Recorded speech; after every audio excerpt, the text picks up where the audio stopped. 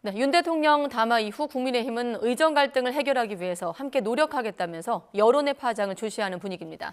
야당은 정부가 2,000명 숫자에 집착하며 불통으로 일관하고 있다고 비판했습니다. 국회 연결합니다. 손효정 기자. 네, 국회입니다. 네, 국민의힘 공식 입장이 나왔습니까? 네, 국민의힘은 윤 대통령 담화와 관련해 아직 공식 입장을 내지 않고 일단 여론을 주시하는 분위기입니다. 한동훈 비상대책위원장은 대통령 담화 직후 부산 지원 유세 현장에서 국민 건강과 직결된 문제이기에 숫자에 매몰된 문제는 아니라고 밝혔는데요.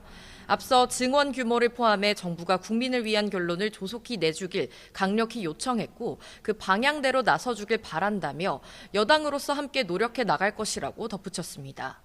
당은 일단 이종섭 주 호주 대사 문제를 비롯한 악재를 일단락하고 선거 운동에 매진하는 상황에서 윤 대통령의 입장이 선거에 어떤 영향을 미칠지 지켜보는 것으로 보입니다.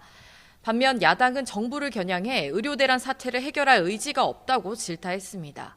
윤 대통령이 의료계가 더 합리적 방안을 가져오면 얼마든지 논의하겠다고 밝힌 것을 두고도 민주당은 먼저 나서지 않는 불통 정권의 모습 그대로라고 맹공했습니다. 이어 정부가 의료계를 악마화하면서 국민 고통을 가중시키고 있다며 2,000명이라는 숫자에 대한 고집과 집착을 버릴 것을 촉구했습니다. 새로운 미래와 개혁신당도 잇따라 비판 성명을 내고 대책은 없고 변명과 고집뿐인 담화라고 지적했습니다. 이런 가운데 총선 후보들의 도덕성 논란을 두고도 정치권의 공방이 오가고 있습니다. 특히 여당은 민주당 양문석 경기 안산갑 후보의 부동산 편법 대출 논란을 문제 삼으며 파상 공세에 나섰습니다. 국민의힘은 대학생 신분이던 양 후보 딸이 사업자 대출을 받아 아파트 구입 자금에 보탠 건 명백한 사기라며 오늘 오전 검찰에 양 후보를 고발했습니다. 민주당은 개별 후보가 대응할 문제라며 당 차원의 공식 대응에 나서진 않았습니다.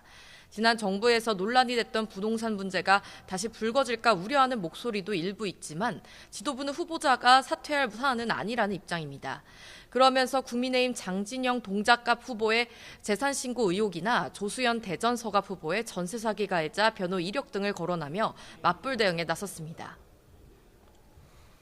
네, 이제 총선 9일 앞으로 다가왔습니다. 여야 모두 막판 표심 다지기에 집중하고 있는데 여야 지도부의 움직임도 전해주시죠.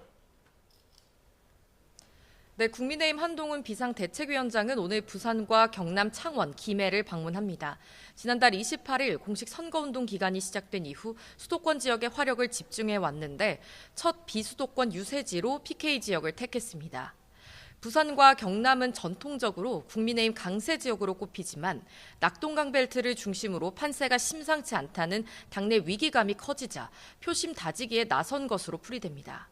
한 위원장은 오늘 유세에서도 낮은 자세로 지지를 호소하면서 부가가치세 간이 과세 기준을 2억 원으로 높이는 소상공인 정책 등 민생 공약을 발표했습니다.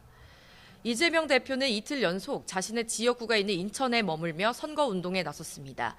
잠시 뒤 인천 계양을 후보자 TV토론의 사전 녹화를 진행했는데 오전엔 공식 일정 없이 맞상대인 국민의힘 원희룡 후보와의 토론을 준비했습니다. 이후 이 대표는 인천 동 미추홀 을과 중강화 옹진을을 찾아 남영희 후보와 조태상 후보를 지원하고 계양으로 돌아와 유권자들을 만날 예정입니다.